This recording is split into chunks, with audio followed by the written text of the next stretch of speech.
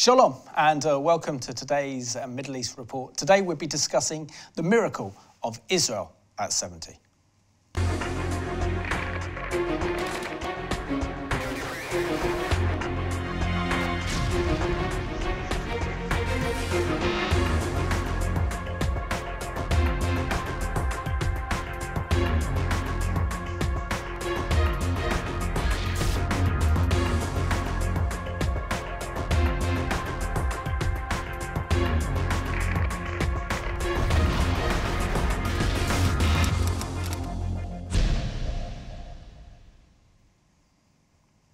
Warm welcome to the programme, and I have a very special guest on today's programme. His name is Avi Lipkin.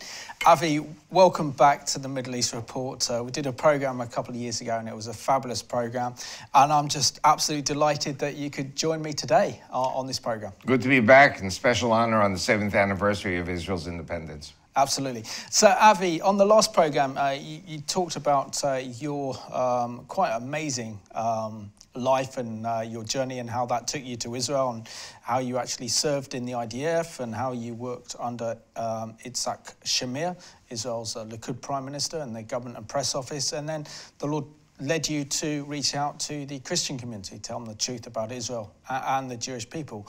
And also that you have plans to form your first political party in the Israeli parliament, known as the Knesset. Can you tell us where you are with your plans to establish a Judeo-Christian party? Well, indeed, literally any day, any moment, we will be receiving a telephone call from the Registrar of Political Parties of the Ministry of Justice that the party has been recognized. We submitted this a second time, like 2 months ago. This venture has cost me $55,000. Twice $20,000 for the lawyer services, that's $40,000, and $15,000 for the bond. This time, all the paperwork was done properly. I think last time we did a show, we had tried to submit and it didn't work. And this time, everything has been perfect. Everything is going well, and we're just waiting for the bureaucracy wheels to turn. Fantastic. And in terms of Israel, Israel has turned 70. Which is an incredible milestone. But in kind of Jewish tradition, how significant is 70 as a number? Well, 70 is basically the lifetime of a human being.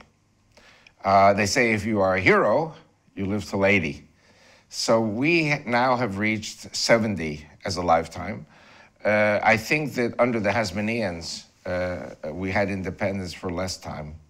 Because as you know, the Romans came in I think it was like 63 BC, and they already took over. So the Hasmonean independence period is a very short period.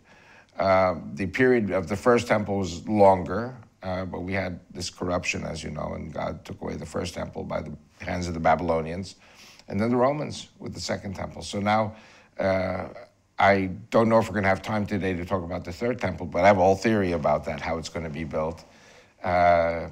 So we're very excited. We're 70 years. I have to tell you, I moved to Israel 50 years ago. It used to take 4.5 hours to drive on a single-lane road from Jerusalem to Tel Aviv or back. When I moved to Israel in '68, it was 2.5 hours. Then they started building third lane for, you had the right side, you had the left side, and the middle lane was called the suicide because the drivers were so crazy. Then now we have 3 lanes in each direction, Tel Aviv, Jerusalem. We have super highways now. We have Route 6, which is a toll road. Theoretically, it's supposed to be very fast, but rush hour, as you know, everything slows down. It is unbelievable. I've been in Israel 50 years. I can't believe my own eyes, the things that have changed in the last 50 years.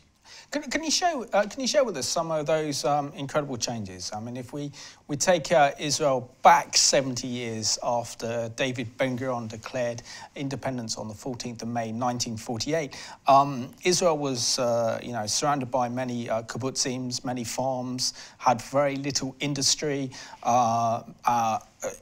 brought so many Jewish refugees from the Holocaust into the land, and then at the start of independence had to actually fight 5 Arab armies in order just to survive as a nation. And where Israel is now is a modern high-tech nation that is the envy of the world. Well, indeed, I even brought a laminated copy of a letter that I received when I was 15 years old from David Ben-Gurion. And this is the second letter. Next time I'll bring the first letter. I ran out of them. I was 15 years old, and I asked them, why do we have to move to Israel? And he said, because if you don't move to Israel, in 2-3 generations, you will intermarry with the non-Jews, which is what's happening. And Israel cannot survive if it doesn't double or triple its population. This was in 1964, when our population was 3 million Jews. Today, our population is 6.5 million Jews and about 500,000 Christians living in Israel with us. So we have doubled our population. My prediction is that within the foreseeable future, actually within a very short time, I believe there will be an avalanche or tsunami of 10 million Jews and Christian spouses and children moving to Israel. So our population will go from 6 million to 16 million and more. And I think our borders are going to grow also. So, I mean, these are things which you can discuss. We'll probably discuss this in the second program about Turkey and Iran and all the machinations of all the nations around us regarding Syria, Lebanon, Jordan, Saudi Arabia. I think we're going to see some very, very radical changes in the borders as well. Excellent. So let's now have a look at this incredible video produced by Rabbi Jonathan Sacks. The story of Israel is one without parallel in history. The story of the love of a people for a land, the love of Jews for Israel. There in ancient times, our people was born. And there in modern times, our people was reborn. The day will come when the story of Israel in modern times will speak not just to Jews, but to all who believe in the power of the human spirit as it reaches out to God, as an everlasting symbol of the victory of life over death, hope over despair, because Israel has achieved great things. It's taken a barren land and made it bloom.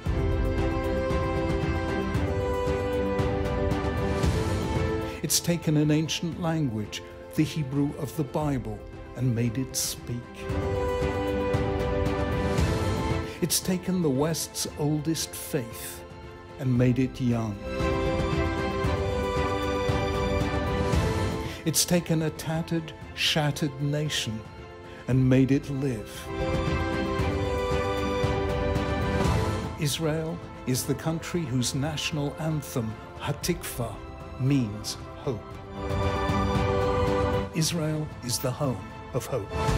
Yom Ha'atzmaut Sameach.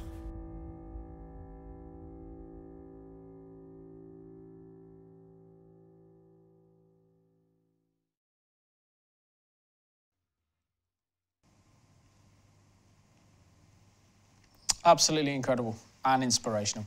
Avi, that was an excellent presentation there put together by the former Chief Rabbi Jonathan Sacks on the miracle that is Israel. Now, isn't it incredible that the prophets over 2,000-3,000 years prophesies the time in which we're living in, the regeneration and the rebirth of the Jewish homeland, the nation of Israel? And one of the remarkable things is that many people throughout the world were saying for 2,000 years that Jerusalem es perdita, Jerusalem has been lost. The Jews have lost their blessing from God. And actually it was British Christian Zionists who said to the Jews in the 1800s, you Jews are going back to your land and God is going to revive your country. And this is indeed what happened. And the original Zionism, the modern day Zionism, started in 1897. And when Theodor Herzl said in 1897, within 50 years, there will be a Jewish state, everyone said the guy's nuts. And they sent him a gentleman by the name of Nordau, who was a psychiatrist, because they thought he was crazy. And he convinced Nordau. Nordau joined the Zionist party too. And indeed, 50 years later, we had the 29th of November recognition of the independence of Israel by the United Nations, which became the official independence in May 14th, 15th of 1948. But Herzl was a prophet also. He said 50 years there'll be a Jewish state. And so now there are people who are saying, see, God did not betray his people. And in Amos 9, it says, the Jewish people will not be uprooted from their land. And there are many, many quotes in the Bible referring to the Jews going home to their country. I think that this will include many Christians also, because if 80% of our marriages in the United States are with Christians, I don't see the Jews going home without the Christian spouses and children. And we all believe in the God of Abraham, Isaac, and Jacob. We all believe in the Tanakh, which is the Old Testament. And the Christians believe in a Messiah who's a Jew from Israel, good Jewish boy. And I know you might not like to hear it that way, but for Jewish people, you know, people open-minded like me, Jesus was a great rabbi and even a prophet. Absolutely. And so Avi, what does it mean? And where are we in God's prophetic time clock, knowing that Israel has reached this historic milestone of 70 years, and we've seen the redemption of the Jewish people, particularly after over 70 years ago, when we saw probably the darkest period in Jewish history, and that was the Holocaust. There is a saying in Israel this week that this month of May 2018 is the most dangerous month since 1948. We are facing perhaps a confrontation with Iran. Turkey officially is at peace with us, and we have diplomatic relations with them. But things are brewing in Turkey. Things are brewing in Iran against Israel. We're going to talk about this in the next program. I wanted to, with your permission, to talk a little bit about when I moved to Israel in 1968. Absolutely. This was before my wife moved to Israel from Egypt. We were at war. We were at war with all the nations surrounding us. We were at war with all the Islamic nations. Many Christian nations did not like us. The Soviet bloc hated us. This was at the height of the Cold War. Israel was seen as a lackey of the United States Western imperialism. And actually, when I moved to Israel, I was hoping that I would be in the trenches with a gun fighting the last battle. In other words, I wanted to be there. I didn't want to be in New York. I wanted to be in Israel. And my wife came, and as you may remember from past times, I said that I used to hate the Christians and love the Muslims. And by the way, today I still love the Muslims, but I am madly in love with the Christians, who are our brothers and sisters.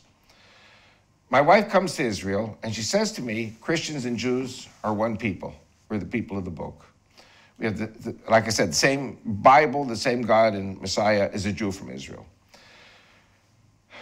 1973, we had a terrible war. I don't want to say which we almost lost, but it was a disaster. And the socialist leadership of Israel at the time was stuck in a concept that we would never be attacked. And that's why we were taken by surprise. 1977, I was in Israeli artillery maneuvers in the reserves, and we were told the war with Egypt was imminent. We were like really preparing for war. Little did we know that behind the scenes, Anwar Sadat was already negotiating with the Israeli leadership for a peace agreement. And as you probably remember, Menachem Begin was painted by the world as a fascist, they said terrible things about him. And he made peace. He's the one who made peace with Egypt. And I supported the peace with Egypt. And as a result of the peace with Egypt, we were able to receive millions of new immigrants, especially from the Soviet Union. We went from 3 million, we were stuck at 3 million. And even many Israelis were leaving to the West. So then we are now up to 6.5 million Jews and Christians. And like I said before, we're going to go further. But what I wanted to say, with your permission, is that the peace with Egypt was not a good peace. It was a cold peace, but it was no war. And then with the Arab Spring in April 2011, all of a sudden, the Egyptian government and the Egyptian military are now very close allies with Israel because they need Israel, and Israel's helping them in the war against fanatic terrorism. And so this peace, I believe, has proven itself. In 1994, Rabin made peace with Jordan, with King Hussein. I don't know how many people know this or not, but I live in the desert between Jerusalem and the Dead Sea. And at night, when I'm going down from Jerusalem to where I live, I see the whole Jordan River Valley lit up. Because of the peace with Israel, Israeli drip irrigation was adopted by Prince Hassan and by the Jordanians. The whole Jordan River Valley now is a fertile garden in Jordan, thanks to Israel. And a very important point, Israel could not rely on water supplies from the Sea of Galilee because, you know, the rain in Israel is very capricious. You never know when you're going to have rain or not have rain. And so Israel had no choice as the population grew 10 times from 1948 go into desalination. And so today, 70% of the water we drink in Israel is desalinated water. Not only that, we're now building a pipeline from the desalination plants to the Sea of Galilee to replenish the Sea of Galilee because the Sea of Galilee is drying up. There's not enough rain. We supply, as part of the peace agreement with Jordan, all their water needs. I remember reading the Jerusalem Post 50 years ago, and they were talking about the taps in the Jordanian kitchens only work 2 days of the week. 5 days of the week, there was no water in Amman. Today, there's 24/7 water, thanks to the Israeli desalination. This is part of the peace agreement. Not only that, 1.6 million Syrian refugees living in Jordan enjoy their water from Israel. Israel supplies all the needs of the refugees, Syrian refugees in Jordan. And I would say that, you know, if the Syrians would be reasonable, we could supply their water needs too. The key is desalination plants, but they put their money in weapons. We put our money in scientific progress and providing water for our people. So now Jordan and Egypt, I can't call them necessarily allies, but we are good neighbors. We were told that Syria, in 1993, when I was in the officers' course, Syria could still attack us. Syria could launch missiles. They have VX, sarin, tabun, all these poison gases and things which are being used on their own people. And that Israel was preparing for an all-out war with Syria. And then what happens? Okay, this is a very important point for people who don't believe in God. God says to the Israelites leaving Egypt, "You be still, I will fight for you." 2011, the Arab Spring, this has nothing to do with Israel. And the Syrian country known as Syria broke apart into cantons. This is not the fault of the Jews or Israel. I mean, we're watching as bystanders. Iraq broke up into 3 units, Sunni, Shiite, and Kurd. These 2 countries are cursing Israel. God curses them. And God says, "I will bless those who bless you and curse those who curse you." So Jordan and Egypt bless Israel with peace. Jordan and Egypt today work closely with Israel. This is a sign of the future. This is a very important sign. And talking about Israel's relationship with the Arab world, I mean, what's happening now with Saudi Arabia and some of the Gulf states now is almost unprecedented. Right.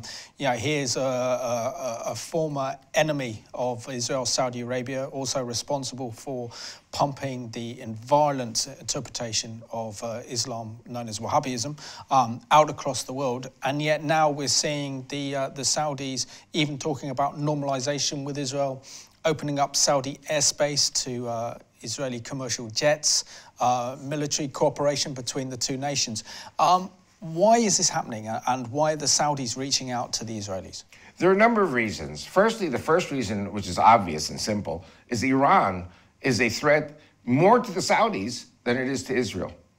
Saudi Arabia and Israel are both allies of the United States and the West. So therefore, it is only natural that there should be coordination between the 2. Another point, and this is, I don't want to say that I pray, you know, for Mohammed bin Salman, who is the regent, you know, or the viceroy, but what he's trying, I am praying for him because what he's trying to do, Saudi Arabia has some inherent problems. You have between 30 and 40% unemployment in Saudi Arabia. The men, the Saudi men, really cannot go to work, because they marry a few wives. The women cannot go out with their little babies to the doctor. The father has to come home from work, take them to the doctor, or take them to the pharmacist. Whatever the women need. In Saudi Arabia, women cannot leave the house by themselves. It's Egypt, my wife had the same problem when her father and brother were in jail for 2 years because of being Jewish in the 6-Day War. Prince Mohammed bin Salman is trying to increase the employment of Saudi men and Saudi women, who are much more unemployed. There are a lot of reforms taking place because of this massive unemployment and to try to diversify the economy away from oil. I think that Israel could play a very major role in this with the Saudis. but you have to get away from the Wahhabism. And Wahhabism is a double-edged sword, because I'm telling you right now, ISIS has plans to kill the king, kill the royal family, and turn Saudi Arabia into the ISIS caliphate. And same with King Abdullah of Jordan, whom we also have to pray for, because at this point, we have relatively good relations with Jordan and hopefully budding relations with Saudi Arabia. We could be allies with them. On the other hand, there's another problem, that these kings of Jordan and Saudi Arabia are descended from the Prophet Muhammad. And no one who's a true Muslim can make peace with Israel. So it's like they're in a very delicate tightrope act to find a way to coordinate with Israel as best as possible, but not recognize Israel because it would go against Islam. And Avi, in terms of where Israel is in terms of population, I think our population is reaching almost 9 million, which is quite incredible considering the early days of the state back in 48. And we're seeing so many Jewish refugees and Jewish people make Aliyah from all over the world. And at the moment, with a heavy concentration of French Jews making Aliyah, particularly in light of all the terrorism that we're seeing in France. But really the last bastion of world Jewry is in the United States. What will it take for American Jewry to decide to make Aliyah? Blood. I have a testimony. I've written 7 books. My 3rd book is called Islamic Threat Updates, and I talk about something called the Edmonton Revelation. Edmonton is in Alberta, Canada, and I'm making a very long story very short.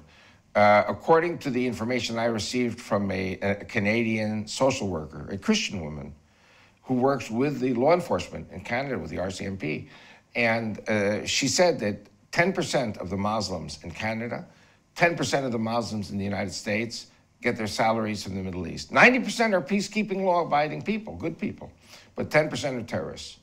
And so I say, in America today, you have 6 million Jews, 4 million Christian spouses and relatives, that's 10 million, but you have 30 million Muslims, because you have 4 million Nation of Islam, Farrakhan, you have 9 million Shiites, you have 7 million Sunnis, that's 20 million. That's without the Somalis and Chechens and Albanians and Uzbeks, and all these people from South Russia and other Islamic countries, Turks. I think they're 30 million. So 10% of 30 million is 3 million, and they have guns. I was in a Baptist church in Oklahoma City, and I was told there that by 4 policemen, that our colleague, the sheriff in Tulsa, Oklahoma, was called over to a mosque where the alarm went off, and checking out the mosque, they found the door open. There were hundreds of machine guns in the basement of the mosque. And they called the FBI and said, you can't touch them. They have licenses. Everything is legal. So the mosques become armories, and they're waiting for the day of the command. And the day of the command will probably come together with 9/11 type attacks. 9/11 type attacks, which will make 9/11 pale in comparison, and then American law enforcement will not be able to provide protection for individual Jews and their Christian spouses. So they're going to come to Israel if they survive the killing. Shocking. But what would American Jewry add to Israel in terms of culture, in terms of wealth, entrepreneurship? What would mass American Aliyah mean to Israel? Well, firstly, let me say one thing. The state of Israel has embraced immigrants from many, many different countries, many different areas. I would say, overgeneralizing, that half our population comes from Islamic countries, half our population comes from Soviet Socialist East European countries. So that's, I mean, of course, you have Americans and British and others, but they're smattering compared to the massive numbers that came. Our country is not a country based on Western civilization and democracy. Our country is a kind of horse trading parliament in which different groups representing different sectors and constituencies haggle over laws, and everything is done according to, you do for me, I do for you. American Jews and Christians coming home to Israel will help to strengthen what I'm trying to create, which is Judeo-Christian Western civilization and democracy, a la British style, or a la American style, or Dutch style, or American style, Canadian style. So the move to Israel of a new type of population, I think, would forward Israel's situation even better. In what way? Socially and many other ways. A lot of Americans and Brits, move to Israel, they leave because it's very tough in Israel. the culture is kind of against Westerners. And it's not intentional, it's simply the reality. You know, when the Moroccans and the Jews from Islamic countries came, the more old-timer residents who came from Russia, Poland, Romania, Ukraine, they didn't like the Middle Eastern Jews. My wife is one of them, a Middle Eastern Jew. Now you look at the Moroccans, they control what goes on. And families of, you know, Moroccans and other groups, they have 5, 6, 7 kids. They were poor, they were destitute in the 50s. All the kids now got married, they have good jobs. Every family has 3, 4 kids. Everybody has 2 cars. You know, so Israel has become an exceedingly wealthy country. I mean, the people have become wealthy. The country's poor. The people are wealthy. But actually, the country's not poor anymore. So if Americans come, it would be a new influx of people from a different background. And, you know, I've been in Israel 50 years, and I've been longing for Judeo-Christian Western civilization to take root in Israel. And talk about the United States, Israel at 70, and we have quite a remarkable administration in the States under President Trump, Vice President Mike Pence, Nikki Haley, probably the most pro-Israel administration in US history, certainly since the re-establishment of the State of Israel in 1948. What does that mean for Israel in terms of foreign policy, particularly with the announcement last December from President Trump that he recognizes Israeli sovereignty over Jerusalem and is going to move the US embassy from Tel Aviv to Jerusalem? What does that mean for Israel? Well, this is extremely important. And now I think there's 6 other nations which are planning to move their embassies as well. And this is just a beginning stage, in my opinion. I think, in the end, most countries will move their embassies to Jerusalem. You have this battle going on with UNESCO, where UNESCO says Jerusalem is not a Jewish town, which is completely crazy. Other places mentioned in the Bible have been archaeologically discovered and investigated. My son has done 3 DVDs on this. And still the UNESCO says, no, these are Muslim places, or they didn't exist. And, you know, I think one of our great problems is atheism, lack of faith. And President Trump represents the Americans of faith, even though he himself is not what you call a Texas redneck or a born again. I mean, he's a New York Presbyterian, and he's... American politics is like a pendulum, and it swings back and forth. Every 8 years, it goes Democrat, Republican, Democrat, Republican. And what has happened with the Democratic Party is they became so violently atheist and violently anti-God and violently against Israel. The Democratic Party is a very big enemy, kind of like forgive me for saying what you see today in Labour in the UK, or and anti-Semitic remarks made by members of the party, here in England too. And so most elections in the United States are decided by 1 or 2%. So the pendulum swung back to the right. It swung back to the conservative religious right. And I'm part of that. And so when I go to the States, I work very closely with those churches that believe in God, believe in the Bible, love Israel, love the Jews, and they just happen to be Republicans. Yeah. But what does it mean for Israel, particularly on Israel's 70th now, that the world's leading superpower recognizes Israeli sovereignty in Jerusalem? Okay. And how does that then have an impact on the United States? Because, as you said earlier in the program, that in Genesis, that God says, "Those who bless Israel shall be blessed." Let me say one thing. You know, Iran today is the greatest threat. I heard on the radio. You know, I have my smartphone. I listen to the Israeli news every morning, early in the morning. And our defense minister, Avigdor Lieberman, came out and said, we have 3 big security problems: Iran, Iran, Iran. United States can do things. Israel can do things too. Israel theoretically has plans if Iran strikes or if there's a war with Iran. Israel is going to very actively oppose the Iranian buildup in Syria. But if things come down to really tough situation, I have no doubt that Trump would stand with Israel. This is very important because under Obama, we did not know where Obama could be at any given moment, or Clinton. And we have a president here who I think very, very sincerely loves Israel, loves the Jews. And I think our relations are better today with America than ever before. At the same time, believe it or not, our relations are pretty good with Russia too. So we're walking a tightrope between the two great powers. I'll even say something which is not necessarily connected with Iran, but I think that the Chinese buildup and the Russian buildup, they were ready to march on North Korea because North Korea was threatening them with the contamination from their nuclear sites and the insanity of what the North Korean regime was doing.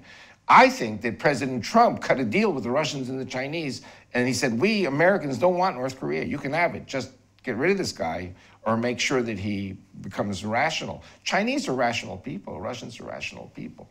And so now all of a sudden you see Kim Jong-un going to South Korea and trying to patch up before he gets terminated. We have to thank President Trump for being tough. The enemy respects a tough leader. So I think the same with Iran. I think the solution for Iran is a revolution, regime change. And it could be that if enough body bags go back to Iran from the Revolutionary Guards, the Pasdaran, and the Iranian people say, you know, why are we there? How long are we going to have to pay for this? The Iranian people are great people, and they're paying for this. They're suffering. Their economy is in shambles. And you have, like I said before, you have an irrational Iranian government that says, and the Iranians have said this, even if we lose half our population, 35 million Iranians, we're still going to beat the Jews. Now you tell me they're not crazy. Not the Iranian people, the Iranian government. And so I think Trump is the kind of guy, he can sit down with the Russians and sit down with the Chinese and say, you know, we got to make order here. And so, we'll have to see. We'll have to see where this goes. Absolutely. What do you think on Israel's 70th is the biggest miracle of Israel? Is it the fact that the Jewish people are back in the homeland? Is it the fact that the desert is blooming? Is it the fact that Israel is the only functioning democracy in the Middle East? Is it the fact that Israel is breaking through in incredible scientific and technological breakthroughs? Is it the fact that Israel has the strongest military power in the region? What is it that makes Israel that success? Obviously, everything you just said, all the above, all these things together. And it's such a wonderful thing to live in a country where you see so much good news happening. And of course, the media attacks the government, just like anywhere else in the West that's not doing its job. No, the government is doing very well. The people in Israel are doing very well. I have news for you. Even the Israeli Arabs are doing very well. The Israeli Arabs are very happy in Israel. I was on Israeli Channel 1, national TV, in 2006, and I said to them, I said, listen, the only nation that really, really loves the Palestinians are the Israeli Jews. We live with them, we eat and drink with them, we work with them, we share family occasions with them. And the Palestinians, I think deep down in their hearts, they know this. That's why, listen, you got 4 or 5 million Arab Muslims in Israel. What do you see? You see 200 or 300 in Gaza trying to get across the board, 200, 300. The West Bank, Judea, Samaria, you virtually don't see any terrorism because the Palestinian nation understands who their friend really is, and that's the Jews of Israel. That's a miracle too. We never had that, 50 years ago. Absolutely. And talking about the peace process, do you honestly think something could be done? Because the one thing that President Trump has done is brought a completely different approach. He's taken Jerusalem off the table. He's now saying that America funds the Palestinian Authority with millions of dollars each year. And you're using this to incite terrorism. You're using this in the education system to completely brainwash your own people. And that money is then diverted into terrorism and also working with international agencies such as UNESCO, the UN, diplomatically to try and destroy Israel diplomatically, as well as military terrorism and any other aspects. Well, you have a saying in the Middle East, the dogs bark and the caravan continues on its way. And that's what we try to do. What we try to do is allow, in a humanitarian manner, allow the Palestinians to find work and to live in peace with us. And we have a very, very good intelligence system. So we know who is dangerous and who is not dangerous. And like I said before, I think 90% of the Palestinians are peaceful people, just want to live in peace, want to make their money, feed their kids, raise their families. And the people who are looking, we call them the troublemakers, we know who they are. Absolutely. Yeah. So what pressure can Israel now place on the Palestinian Authority through the United States, because what's so interesting about the Palestinian position, particularly of Mahmoud Abbas, is the fact that he hasn't got anyone really to turn to apart from Europe now. The Arab world dislike him, distrust the Palestinians, so there's a real lack of funding or money coming in from there. The United States and President Trump has threatened, to cut funding to the Palestinian Authority. So the only real place that they can actually turn to is Europe. And of course, what can Europe do without any influence? And they've got to follow America's lead, whether it's a Republican or a Democrat in power. Listen, I know I'm here in the UK as your guest and the guest of the British people, and I don't want to speak against Islam, but the fanatic Islam approach of kill the Jew on Saturday and kill the Christian on Sunday is something which will always prevent peace. What we can do is we can sit down with the Palestinians and say, listen, let's talk about what we can agree upon. I think that somebody like Arafat was not capable of thinking about the good of his own people. He could only think about terrorism. Mahmoud Abbas was a little more benign than Arafat, but basically the same. He was not somebody who was interested in education and sewage and day-to-day living and Palestinian policemen, maintaining order. But like I said earlier in the show, with Egypt and with Jordan, the Palestinian police are very, very closely coordinated with the Israelis to maintain order. And even though they keep threatening we're going to break all relations with the state of Israel, the Palestinian police works with the Israeli police. We have a modus vivendi, which I think is wonderful. I think that at age 83 or 84, Mahmoud Abbas is going to have to retire pretty soon. And I think as we find new leaders, younger leaders coming in, who have seen this and seen that the Jews and the Arabs live together and can work together, I think we can edge closer to peace. Hey, listen, if Saudi Arabia will make peace with Israel, so will the Palestinians. Absolutely. And what role can Europe play? Because increasingly we're seeing that the European Union and its position towards Israel is almost as if Israel is the biggest problem in the Middle East. Their entire foreign policy is focused on attacking Israel, whether it be the Jewish settlements, whether it be the lack of what they consider progress in the peace process, and Europe is increasingly taking a more hostile position towards Israel. Very correct. The European Brussels ideology is that Europe should not have any war. Why do we have wars in Europe over 2,000 years? It's because of God, because of the Bible, because of Jesus Christ. The Russians and the Germans and the French and the English, they're all fighting each other at some stage. And so they said after World War II, and the European Union, first it was Benelux, then it was the common market, and then it was the European Union. We have to prevent war. The best way to prevent war is to educate people in the European Union that God is the reason for war, religion is the reason for war, and the Bible is the reason. So the European Union becomes very anti-God and very anti-Bible, which obviously is going to radiate in the direction of a nationalist Jewish country with a nationalist Jewish leader like Netanyahu. The same applies to Trump. Europe hates Trump because he's nationalist religious. Europe hates Putin because Putin, in his own way, is nationalist and religious. Brexit is hated by the European Union because it's nationalist and religious. Hungary, Viktor Orban, who, by the way, likes Israel very much, has very good relations with Israel, religious and nationalist. And you see other countries in Eastern Europe that say, you know what, we're with Israel also. Czech Republic, for example, is going to move its embassy to Israel. So I think Romania is going to move its embassy to Israel also. And so these are all things that run contrary to the European Union ideology of banning the Bible and banning God and banning Jesus Christ and bring the Muslims in because they're just people like any other people. And they don't understand that there are two rival systems. There's Judeo-Christian Western civilization democracy, and there's Islam, which is out to replace Judeo-Christian Western civilization. I was born in the United States. I was raised on the Magna Carta. I don't know if you know this. Magna Carta is an anti-Semitic document that was banning the Jews from England. but it reined in the control of an absolute monarch. And then little by little, Britain developed more and more democracy. The American Revolution, Canada, all these Commonwealth nations are the most desirable countries in the world because of this Western civilization that developed. We banned slavery in 1863. Women got to vote in 1920. I'm talking about the United States now, but this radiated in all other countries.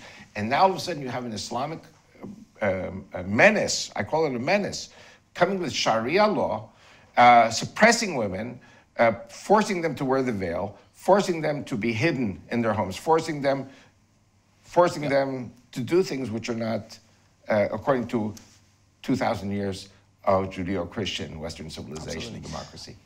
But hasn't the West, and it obviously fits in with Israel, because Israel is on the front lines in terms of our Judeo-Christian heritage, and you know, we, as Christians, we owe a debt of gratitude to our friends like you, Avi, for giving us the Bible, for giving us the Ten Commandments, for giving us the prophets, and also, according to us, our Messiah as well. So, but why is the West losing its confidence, and why are we seeing this kind of destruction on behalf of our governments to destroy our Judeo-Christian heritage at any cost? Because that's been the educational system of the European Union. Like I said before, wars are the fault of God, the Bible, and Jesus Christ. So if you suppress religion, that means you have to suppress Israel also. And so I'm really praying hard, and I'm ready to work with different Christian nations in Europe. You know, I have a 3-year jail sentence in Switzerland for helping the Swiss to defend themselves from Islam. And as a result of the 2009 minaret initiative in which I participated, there are no minarets now in Switzerland. So I'm ready to go to any European country and to work with them to preserve their Christian culture of 2,000 years and not let it get replaced by an alternative culture, which is basically anti-culture and anti-women and anti-Jews and anti-Christians. But why is the left so blind to this danger? Why is it that because they're one-dimensional? Because they have so much hatred for our heritage that they're willing to abandon that. To prevent a war between the Judeo-Christian West and Islam. In other words, best thing, just surrender, surrender, surrender.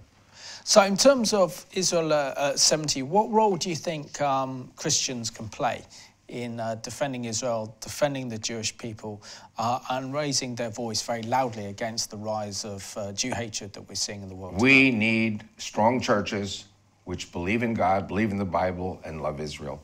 We need strong Christian conservative governments that will not let the Islamic threat destroy the flower of God's the flower of God's eye, the apple of God's eye, which is Israel. And Israel belongs to the Christians too. That's why I'm forming a Judeo-Christian party. Absolutely. And talking about the role of Christians playing, I mean, we've seen that more and more Christians are visiting Israel. More and more Christians are standing with Israel and getting involved politically.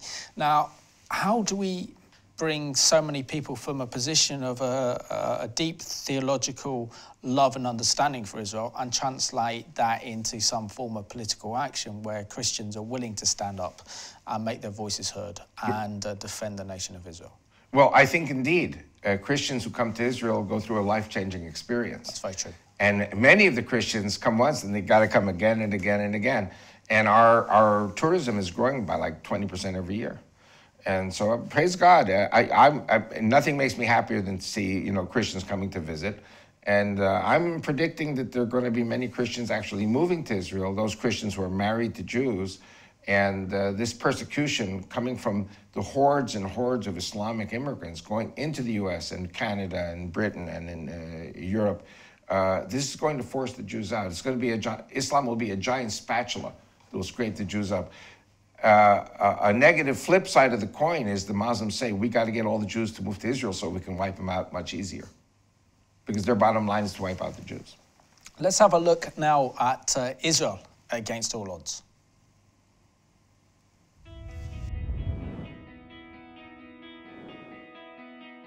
Israel is the 100th smallest country on the globe and has about 1/1000th of the world's population. It's only 70 years old, smaller than New Jersey, surrounded by enemies, under constant threat of survival, and possesses few natural resources. And yet, Israel is the only country in history to have revived an unspoken language. Since its founding, Israel has won the second highest number of Nobel Prizes per capita. Although the Jewish people are only 0.2% of the world population, Jews have received 22% of Nobel Prizes, constituting an inexplicable 11,250% above the statistical probability. Israel is the only country that entered the 21st century with a net gain in its number of trees, even more remarkable in an area that's mainly desert. Over 90% of Israeli homes use solar energy for hot water, the highest percentage of any country. Israeli companies are building the largest solar energy production facility in the world. Israel operates the world's largest desalination plant and is the #1 country providing usable water from seawater. Israel's scientific research institutions are ranked 3rd in the world and are ranked 2 in space sciences. Israel leads the world in medical patents and has revolutionized modern medicine. Oramed is changing the diabetes therapeutic paradigm by delivering insulin in a pill. Rewalk's exoskeleton allows paraplegics to walk. Orcam allows blind people to virtually see.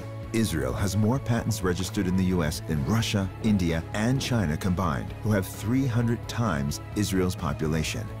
Israel's innovations have improved the way we work, print, drive, read, eat, drink, talk, exercise, and even play. Israel is the only liberal democracy in the Middle East, and its 3rd largest party is often the Arab Party. Israel has provided humanitarian aid and rescue services to over 140 countries, even to some that refuse to recognize it, like Syria and Lebanon. Israel is the 3rd most educated country in the world, according to the OECD. Israel has the world's 2nd highest number of new books per capita. Israel has the 3rd highest rate of entrepreneurship among women in the world. And in 1969, Israel elected Golda Meir, the 2nd female head of state in modern history. In proportion to its population, Israel has the largest number of high-tech startup companies in the world. In absolute numbers, Israel has more startups than any other country except the US and China. Israel is the only country whose indigenous population returned to its native land after 2,000 years of forced exile. There are 26 official Muslim states in the world and 18 official Christian states, but there is only one Jewish state.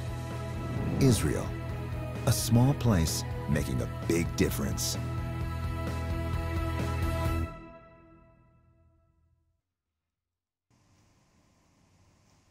Absolutely inspirational. Avi, it must be so incredible to know that you played your role, and you are playing your role, in helping the nation of Israel develop. Yes, and indeed, the Bible Bloc Party, or Gush HaTanachi, I'm predicting we're going to establish a Judeo-Christian United Nations based in Jerusalem. And we will invite all those Christian nations and Christian political parties like the communists have the International in Moscow, the socialists have the Socialist International in Vienna. I'm going to create the Bible Bloc International in Jerusalem to bring more focus from Christian nations that Jerusalem is theirs too. Absolutely. And how did you celebrate Israel's 70th anniversary as a nation reborn? Every year we have a family tradition. There are about 40 or 50 in our clan. And we go out into the forest. My grandkids throw, pine cones at me. And I'm making the barbecue. And so we have a great time. Every year, the family spends the whole day out in the forest, near Bet Shemesh. In terms of where Israel is at 70, what would you like to see in terms of Israel improve?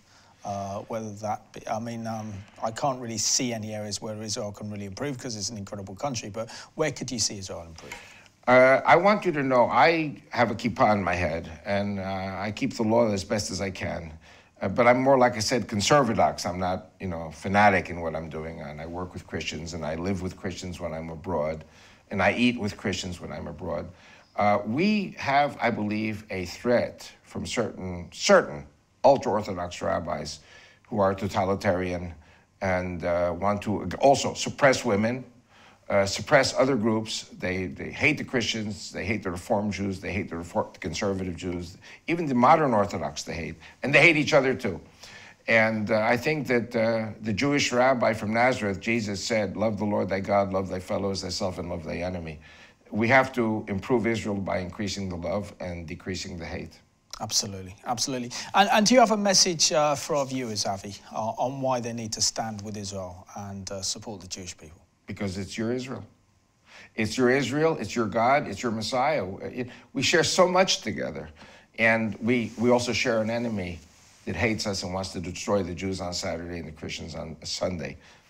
We can't let that happen. And, you know, Satan gets sent to the pits of hell for 1,000 years. Avi Lipkin, thank you so much for being my guest on today's Middle East Report. Absolute pleasure. And I just want to thank you for watching today's program. Israel is a miracle, and the miracle that Israel has reached her 70th anniversary as a nation reborn is nothing but absolutely extraordinary, thanks to the sovereignty and the provision of the God of Israel. So we leave you with this song that celebrates everything that is Israel at 70.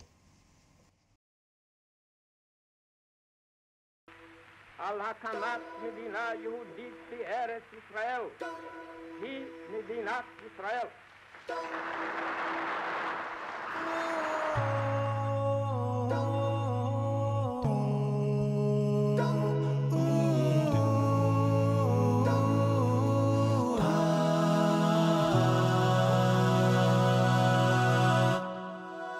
בארץ ישראל קם העם היהודי,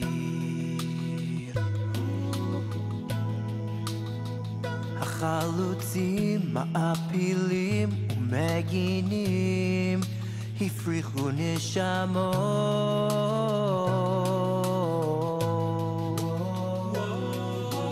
החיו שפתם העברית, בנו כפרים וערים והקימו יישוב גדל. על אף כל קושי, מניעה וסכנה, הם לא פסקו לתבוע את זכותם בחיי כבוד, חירות ועמל ישרים במולדת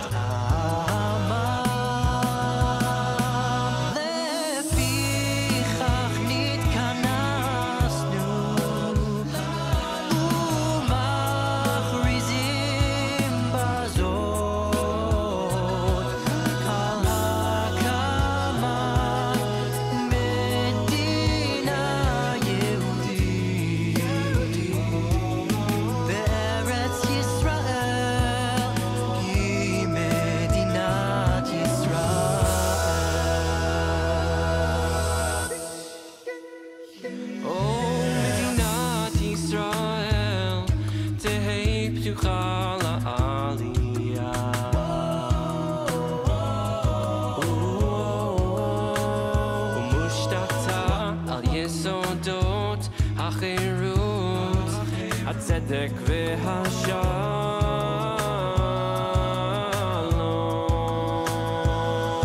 תבטיח חופש דת, מצפון, לשון, חינוך ותרבות, לטובת כל תושביה. לפיכך התכנסנו